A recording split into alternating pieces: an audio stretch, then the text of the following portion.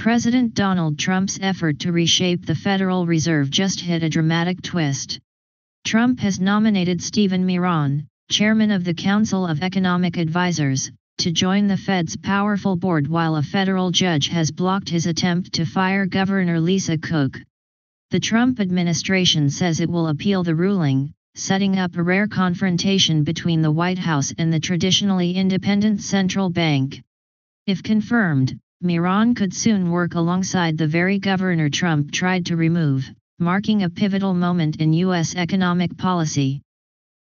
President Donald Trump's mark on the Federal Reserve and the entire U.S. economy is becoming sharper by the day.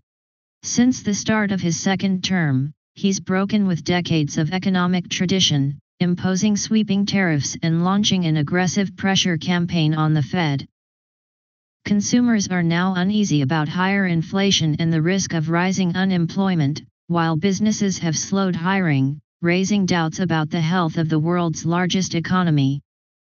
Yet many of Trump's big moves, from tariffs to financial regulations, are being tested in court, producing a mixed record of wins and setbacks. Backed by a Republican-controlled Congress, however, Trump has still secured major victories, including his signature tax and spending bill keeping his economic agenda very much alive. Federal Judge Jacob appointed by former President Joe Biden has temporarily blocked President Donald Trump's attempt to fire Federal Reserve Governor Lisa Cook. In a preliminary injunction, Cobb wrote that Trump failed to show any misconduct or poor performance that would justify removing Cook from her post. The Trump administration says it will appeal, but for now Cook remains on the Fed's powerful board while the case moves forward. Last month, Trump claimed he dismissed Cook over unproven mortgage fraud allegations, which the Justice Department is still investigating. At the same time, the Senate Banking Committee has advanced Trump's nominee Stephen Miran to replace former Fed Governor Adriana Kugler, who resigned without explanation. Despite Democratic opposition, Republicans control the Senate, giving Miran a strong path to confirmation and setting the stage for a dramatic reshaping of the central bank. Senator Mark Warner of Virginia warned that President Donald Trump's moves to reshape the Federal Reserve could unsettle the economy. By trying to stack the Fed with political loyalists, Trump is laying the groundwork for even more instability for consumers, Warner said in a statement Wednesday. I strongly oppose the nomination of Stephen Miran, and I urge my colleagues to reject this latest effort to politicize the Federal Reserve. So far, President Donald Trump's tariffs, many of which remain in legal limbo, have not fueled a spike in inflation, according to economic data. The latest Producer Price Index, released Wednesday, showed wholesale inflation easing in August. Even so, the levies have put pressure on businesses, particularly those in industries most exposed to tariffs. The U.S. construction and manufacturing sectors have both lost ground this year, shedding 10,000 and 31,000 jobs, respectively, compared with 3 months ago, according to Labor Department data. Business surveys from the Institute for Supply Management indicate that manufacturers and service providers remain frustrated by President Donald Trump's shifting trade policies, making it difficult to plan for the future.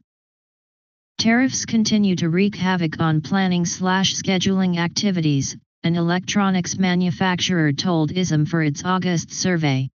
New product development costs continue to increase as unexpected tariff increases are announced, for example, 50% duties on imports from India, and increases to all countries up from original 10%. The Federal Reserve has long been bound by law and tradition to operate as an independent, nonpartisan institution. Now, for the first time in its 111-year history, a member of the Fed's Board of Governors is also technically an employee of the president. During his Senate confirmation hearing, Stephen Miran testified that an attorney advised him the arrangement is legal and said he intends to perform his duties as a Fed governor independently. Miran's confirmation arrives at a pivotal moment for the central bank. The U.S. labor market is weakening as President Donald Trump's sweeping tariffs begin to lift certain prices, threatening both sides of the Fed's dual mandate, stable prices and full employment. Stephen Miran, one of President Donald Trump's top economic advisors, was confirmed Monday by the Senate to join the Federal Reserve's influential Board of Governors just hours before the central bank's two-day monetary policy meeting began. The Senate approved Miran's nomination by a 48-47 vote, with Senator Lisa Murkowski of Alaska the lone Republican to oppose him. Once sworn in, Miran will become one of 12 officials who vote on interest rate decisions. He was chosen to complete the remainder of former Fed Governor Adriana Kugler's term, which runs through January 2026. Miran has said he will not resign his White House post while serving on the Fed board, opting instead to take unpaid leave. The Trump administration has mounted an unprecedented pressure campaign against the Federal Reserve, criticizing the central bank for refusing to cut interest rates. That effort has included personal attacks on Fed Chair Jerome Powell and an attempted firing of Governor Lisa Cook, the first time a president has tried to remove a top Fed policymaker.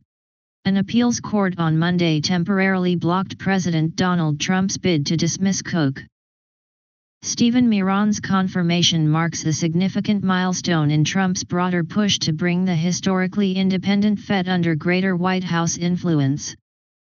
During his Senate confirmation hearing, Miran emphasized that the Fed's independence is critical to the well-functioning of the economy and financial markets, and he pledged to follow ethics rules and federal law while serving as a governor. Democrats remain wary of Stephen Miran's move from chair of the Council of Economic Advisers to the Federal Reserve's Board of Governors. During his Senate Banking Committee hearing, Democratic lawmakers questioned whether Miran could truly separate himself from President Donald Trump, noting his plan to take only a leave of absence from his White House role while serving at the Fed. No Republicans opposed the nomination in the hearing. Some Democrats called the nomination ironic, citing a Manhattan Institute paper Miran co-authored last year that criticized the revolving door between the White House and the Fed. Miran countered that the paper merely outlined proposals to reform the central bank and stressed that it's important that we have democratic oversight. "I'm very independently minded, as shown by my willingness to stray from consensus and have out-of-consensus views, and I believe that I will continue to be as independent in my thinking process, if confirmed," he told senators.